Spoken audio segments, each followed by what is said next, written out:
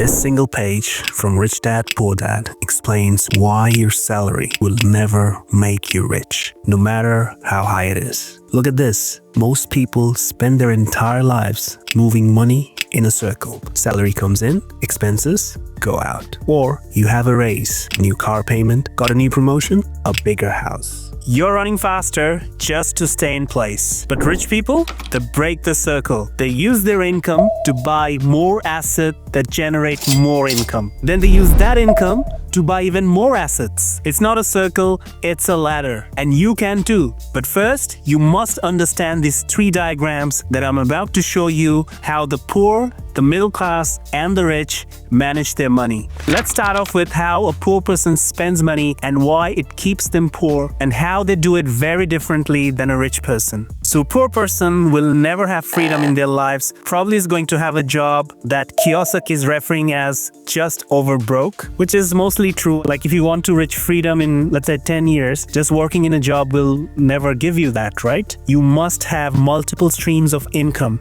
But a poor person just have one single source of income, that's his job. So pretty much your money is coming in from a single source, that is your salary, and it's going to go through your expenses and out of your life. So you're going to have money come in, you're going to pay tax, rent, food, transportation, clothing, impulse buying, Amazon and all those kind of stuff. And that's the cycle that most people go through. And they have all their money coming in from just one source, which is extremely risky. And then all of that income that's coming in, it just goes out with all those expenses and there's no money left over for anything else. And this will keep them poor forever because they're stuck in this poor person's income statement. So I'll use a simple example of how it might look like. This can be really any numbers. People do this at 100,000, 200,000, or even 50,000. So I'll take 50,000 for this example. So let's just use 50,000 here because really it's all about how much comes in and how much goes out. So let's say you make $50,000 a year and you're gonna pay like 7,000 a year on taxes. Then you're gonna pay for rent like 1,500 a month, which is like 18,000 a year. You're going to have a car payment, which is approximately 500 a month. Then you're going to pay for food, utility, clothing, and some other basic entertainment. So altogether, it's like 1,600 a month. So just between those things right there, you have all your money coming in and all of that money going out. 12 months of expenses. So you can see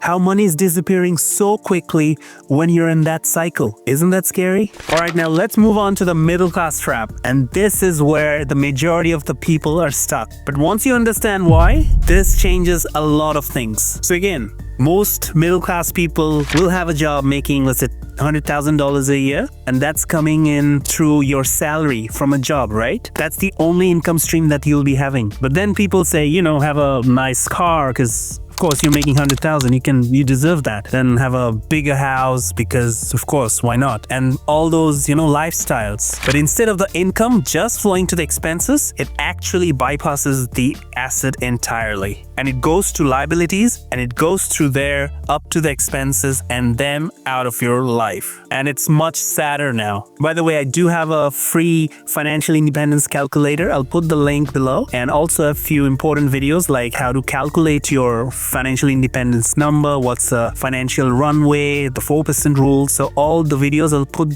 them in the description. Feel free to check them out. So anyway, so instead of just having income and expenses, now you have what you think is going to be an asset, right? You have a nice house. For most people, it's their biggest investment, but it's taking money out of your pocket every single month. The most simplest way to understand this is assets are something that puts money into your pocket every single month, which means even the house that you bought, which you think is an asset, is actually not an asset based on the definition of this book. Yes, your house could be appreciating in value, but since it's taking money from your pocket every single month, you won't have freedom or access to that value. So if this person's got mortgage, then they're gonna have more taxes, then you're gonna have lots of other maintenance costs that comes with owning a house. They might have a bigger car, a lot of credit card bills, all these kind of things are adding up to their lifestyle. So even though they're earning double than that of a poor person, because their income is just from single source, and if that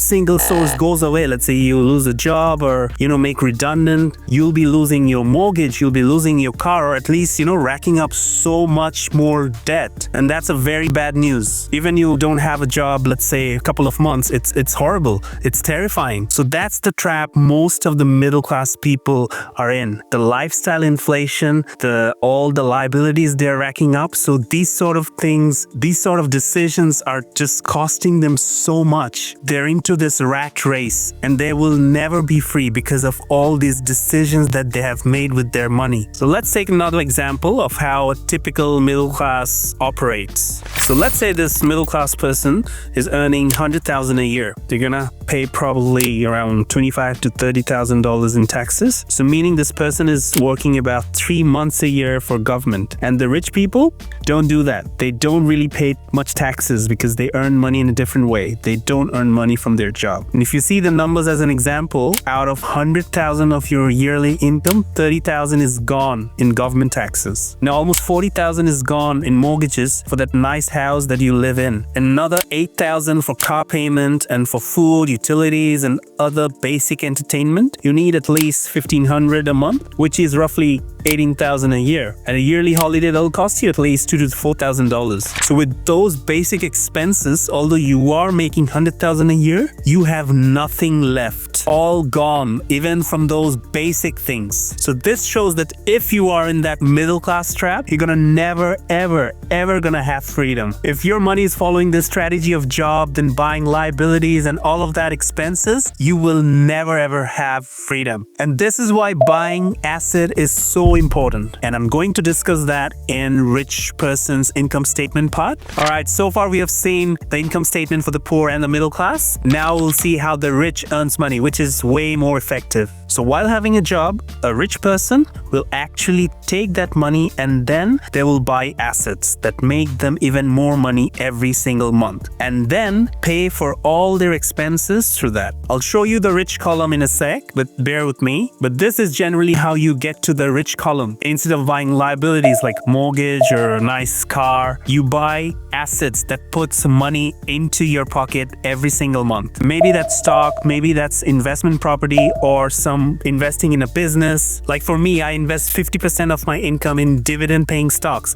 and then reinvest those dividends so that I get to see those snowball effect, the compounding effect. So once you start buying assets, all you gotta do is buy enough assets that it covers all your expenses. And when you get to that stage, you will be free. You will be financially free. So what a rich person actually does is when that person is in the middle class column, he keeps on buying assets and keeps buying assets and diversify his portfolio, meaning he creates this multiple streams of income through those different types of assets like stocks, bonds, mutual funds, businesses, investment properties. Why is your income coming from assets? It's so important. Well, remember the poor and the middle class person's income statement? The income is coming from a job. You are actually taxed more. The government taxed you in a higher percentage when you are an employee. But when you earn money from assets, you're taxed in a much lower rate, meaning you're paying tax to the government at a very low rate. So that's why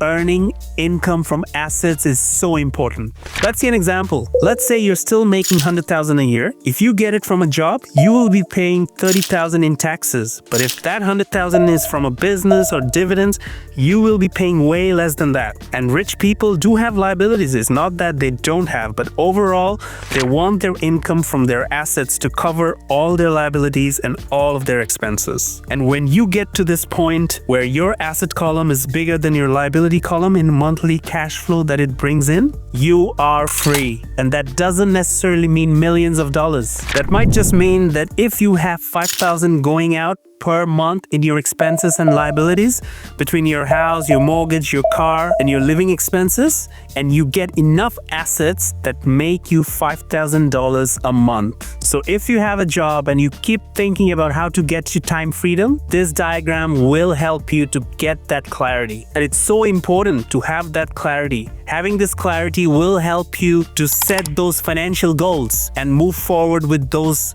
goals and then take actions accordingly. And I also have different videos on my channel, different concepts of personal finances, which I'll put the link in the description. I'm sure that's going to help you a lot and help you in this personal finance journey of yours. If you have to take one lesson from this video, just one, it got to be you have to buy as much assets as you possibly can, because only if you're earning from your assets, that's when you will get your true freedom, your financial freedom. I hope this video was helpful and insightful. If you like what I do, give it a thumbs up, subscribe to my channel, and share with your loved ones. Thanks for watching. I'll see you in the next one.